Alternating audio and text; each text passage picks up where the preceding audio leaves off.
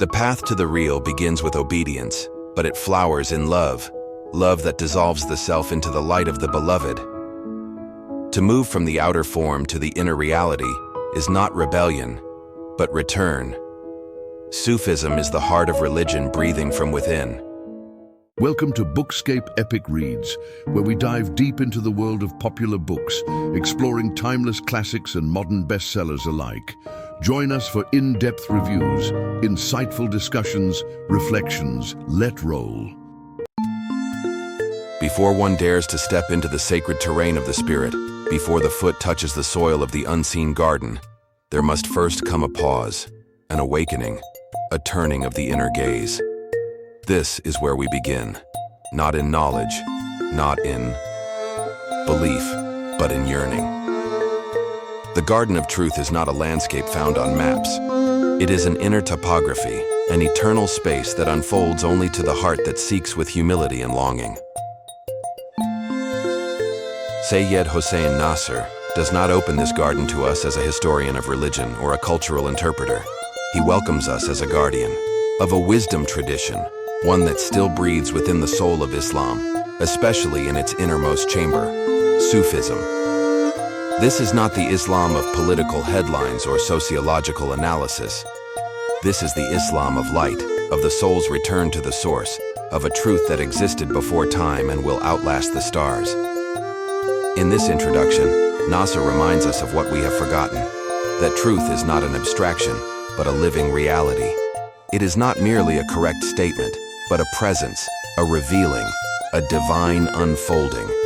To the Sufis, truth, al-Haq, is one of the names of God, the real, the absolute. And to know the truth is not to possess it, but to be transformed by it. But this journey cannot be made with the tools of the modern mind alone. In fact, Nasr suggests that the crisis of our age is precisely the forgetting of truth, not only in the philosophical sense, but in the spiritual, metaphysical, and sacred sense. The modern world has become a garden without roots, a culture of surfaces, where the sacred is either denied or commodified. And in this crisis, many souls wander, aching for meaning but not knowing where to begin.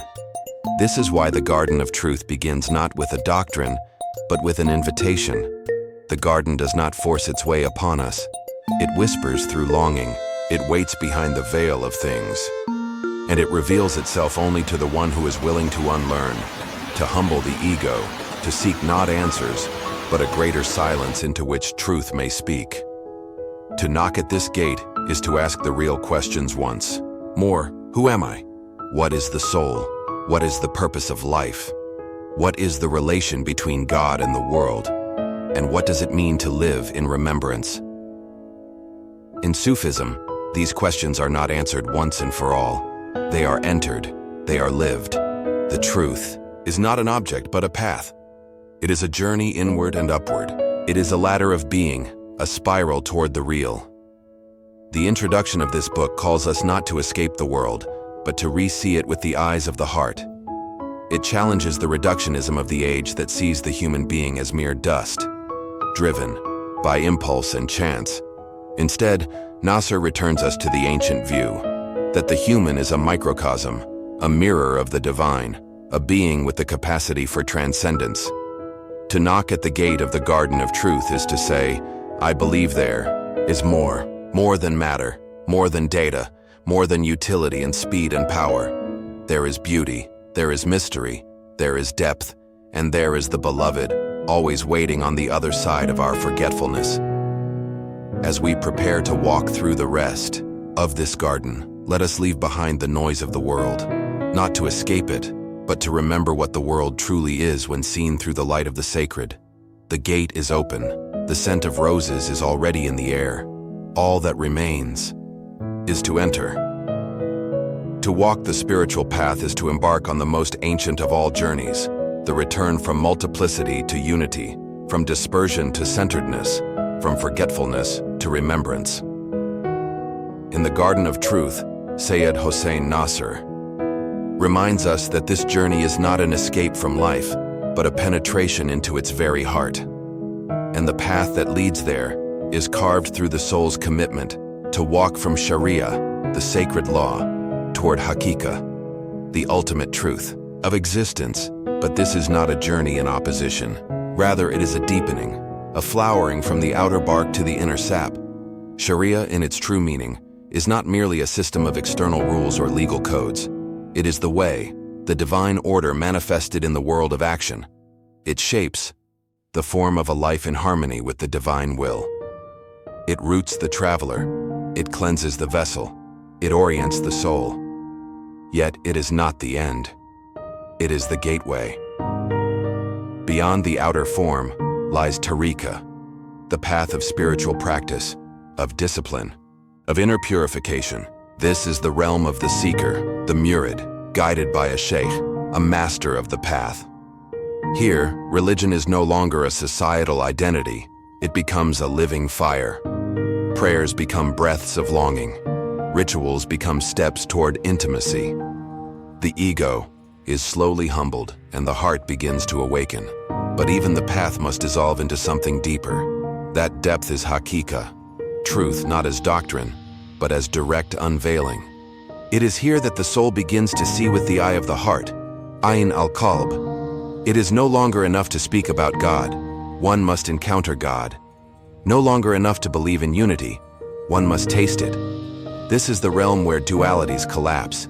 Lover and beloved, seeker and sought, drop and ocean, become one. Seyyed Hossein Nasr clarifies that this progression from Shariah to Haqiqah is not a rebellion against tradition, but its fulfillment. In the modern world, where religion is often either externalized into rigid formalism or dismissed entirely, Nasr reclaims its original depth. Sufism is not a deviation from Islam. It is its inner life. It is the heart that beats beneath the skin of the sacred. And here lies one of Nasr's most powerful insights. That truth must be lived, not memorized, not performed, but realized. The Sufi path is not an intellectual exercise. It is a transformation of being. As the traveler draws near to Haqiqah, the veils between self and the real are slowly lifted, not by force, but by surrender. And what remains is a light that burns through the ego, a peace that no world can disturb, a love that no death can extinguish. This episode reveals the architecture of the sacred journey. It is not linear, it is not easy, but it is possible, and it is necessary. For every soul that feels the ache of exile, the sorrow of separation, and the unspoken memory that we come from a place far deeper than this world allows us to know. So, let the seeker begin, not by rejecting the world but by sanctifying it. Let the ritual become poetry. Let the law become love. Let the self become dust, so that the light of Haqq may rise. To walk from Shariah to Haqiqah is to walk home, not away from the world but into its essence, not away from the self but into the truth of the self. Where the drop knows it has always been ocean. Don't forget to comment, like, and subscribe.